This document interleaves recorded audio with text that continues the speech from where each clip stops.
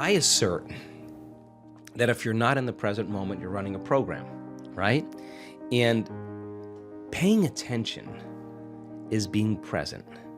And it's a skill just like anything else. The more you practice it, the better you get at it.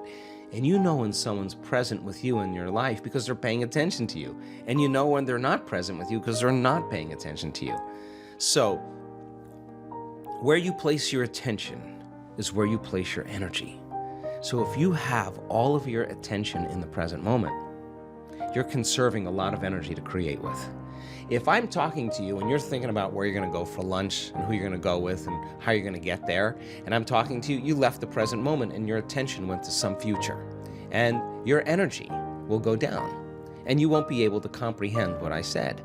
If you start thinking about what you should have said at the staff meeting 3 days ago, and I'm talking to you and your mind is back in the past, you're siphoning energy out of the present moment into the past. So people are constantly siphoning their energy into a familiar past or a predictable future because that's where their attention is. And the stronger the emotions that we feel to certain problems and conditions in our life, the more we pay attention to them. So we give our power away to our ex. We give our power away to that big problem. And that's creative energy that we should be able to use to create a new future. So then when a person's sitting in a meditation and they're doing absolutely nothing, and it's 8 o'clock in the morning, and their body for the last 10 years has been going in traffic and getting angry and frustrated in traffic, and now they're sitting in a meditation at 8 o'clock in the morning, the body's gonna say, hey, you're off schedule.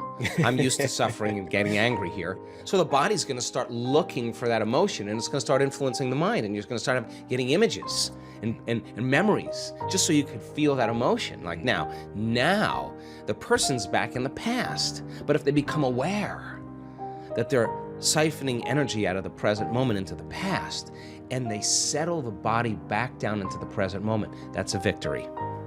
And those victories add up. And you're telling the body in that moment that it's no longer the mind, that you're the mind, and that's a victory. And then people get frustrated and they say, I can't meditate. Oh, really? Well, actually, you're doing it right. You're doing exactly what you're supposed to be doing. And then all of a sudden the body says, well, it's 8:15 now. This is when you normally, go get something to eat and you have your coffee and your body's starting to want to get up and do something. You become aware that your body wants to get up and move and you're in the meditation.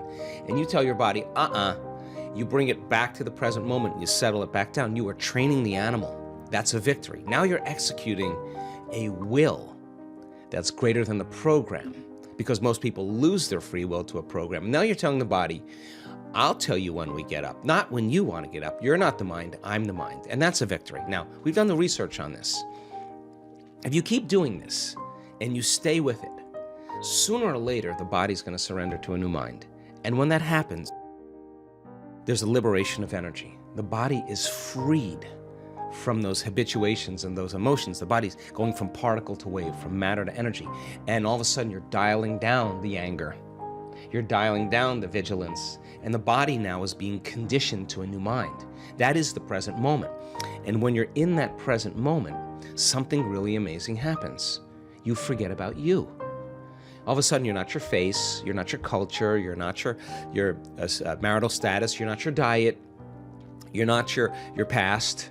You're basically just an awareness. You're in the unknown. And that is the perfect place to create from. So it turns out that when people do this properly, they heal themselves of anxiety. Why? Because they're no longer obsessing about some future. When they find the present moment, they heal from their depression because they're not hopeless and powerless in their past. The body's conditioned now. And so then, when they overcome themselves in their meditation and they step out into their life, they are more present. They can connect. They are more patient. They are more loving because they overcome the animal part of themselves. And the beauty behind that is that all of a sudden, you're not predictable. All of a sudden, something's different. I'm noticing he's not behaving the same way. You're out of the known, right? You're in the unknown. And all of a sudden, it's no longer what you're saying to them. It's who you are. They're just kind of scratching their head going, hey, he looks like he's really happy. I want some of that. And now we're out of the philosophical, theoretical realm. We're in the practicum, which is where really the magic happens. So the eternal present moment, the sweet spot of the generous present moment, is the place we can create from. And when we're there, we disconnect from our bodies. We become nobody. We disconnect from people in our lives. We're not thinking about our ex or our boss. We are no one. We're not thinking about our cell phone or our computer. We are no thing. We are not thinking about where we live, where we work, where we sleep. We are nowhere. And we're not thinking about the predictable future and the familiar past. We're in no time. And when you're disconnecting or dissociating from everything known, you're in the unknown. And that's where the magic happens.